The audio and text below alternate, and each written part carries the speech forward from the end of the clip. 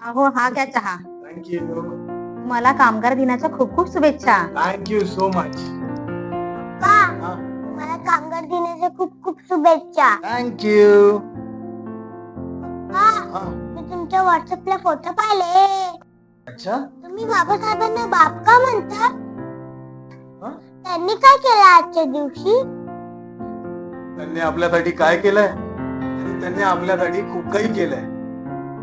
अगं आम्हा कामगारांना आधी 12 तास काम करावं लागत असे, पण आता फक्त 8 तास काम करावं लागतं. हे फक्त डॉक्टर बाबासाहेब आंबेडकरांमुळेच. कामगारांच्या हिताचे कायदे आणि कामगारांचे हक्क हे सुद्धा डॉक्टर बाबासाहेब आंबेडकरांमुळेच मिळाले. आमच्या कुटुंबाच्या भविष्यासाठी आणि उतार वयात आम्हा कामगारांसाठी वेतन आयोग आणि पेन्शन योजना ही सुद्धा डॉक्टर बाबासाहेब आंबेडकरांमुळेच मिळाली. सीएल, ईएल, एचपीएल आणि भरपगारी रजा ही सुद्धा डॉक्टर बाबासाहेब आंबेडकर यांच्या तरतुदीमुळे मिळाली. अगं सर्व महिलांना भर पगारी प्रसूती रजा मिळते ना, ती सुद्धा डॉक्टर बाबासाहेबांमुळेच. कळलं? शिवाय समान काम, समान वेतन आणि समान अधिकार सुद्धा बाबासाहेबांमुळेच मिळाले. कळलं तुला आता?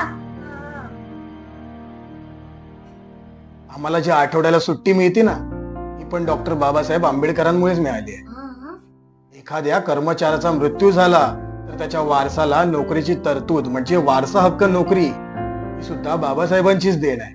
ECIS योजना म्हणजे सामाजिक सुरक्षा प्रदान करणारी सरकारी योजना सुद्धा बाबासाहेबांमुळे मिळाली.